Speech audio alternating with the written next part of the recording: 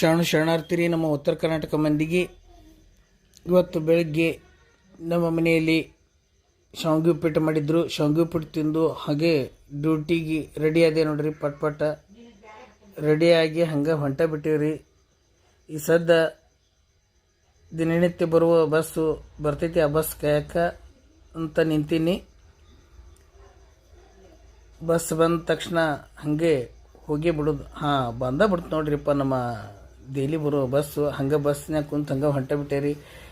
ಬಂದು ನೋಡ್ರಿ ಮುದ್ದೇಗಳಿಂದ ಹಂಗೆ ಕೆಲ್ಸಕ್ಕೆ ಹೋಗೋ ದಾರಿಯಲ್ಲಿ ನಡ್ಕೊತ ಹೊಂಟಿವಿ. ಹಾಗೆ ಬಂದ ನಮ್ಮ ವಿಘ್ನೇಶ್ವರ. ನಂತರ ಮಂಜು ಅಣ್ಣ ನಾಷ್ಟ ಮಾಡ್ತಿದ್ದಾರೆ. ಆಮೇಲೆ ನಾನು ಸುನಿಲ್ ಮತ್ತು ಇಬ್ಬರು ಕೂಡಿ ನಾಷ್ಟ ಜಡ್ದಿವ್ರಿ. ಸಿರಾ ತುಂಬ ಚೆನ್ನಾಗಾಗಿತ್ತು ರೀ. ಹಾಗೆ ಮತ್ತು ಹೊಂಟೆ ಬಿಟ್ಟಿವ್ರಿ ಡ್ಯೂಟಿ ಮುಗಿಸಿ ಬಂದೀವ್ರಿ.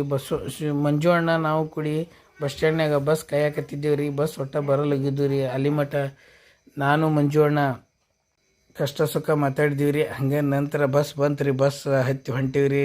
ಬಸ್ನಾಗ ಒಬ್ಬ ತಮ್ಮ ಸಿಕ್ಕರಿ. ಅವನ ಜೊತೆ ಅವನು ಕೂಡಿ ಮಾತಾಡ್ಕೋತ ತಮ್ಮನ ಜೊತೆ ಮಾತಾಡೋದ್ರಿಗೆ ಹಂಗೆ ಊರು ಬಂದೇ ಬಿಡ್ತೀರಿ. ಈ ಸದ್ದು ಏನು ಬಸ್ ಇಳಿದು ಮನೆಗೆ ಹೋಗ್ಬೇಕ್ರಿ.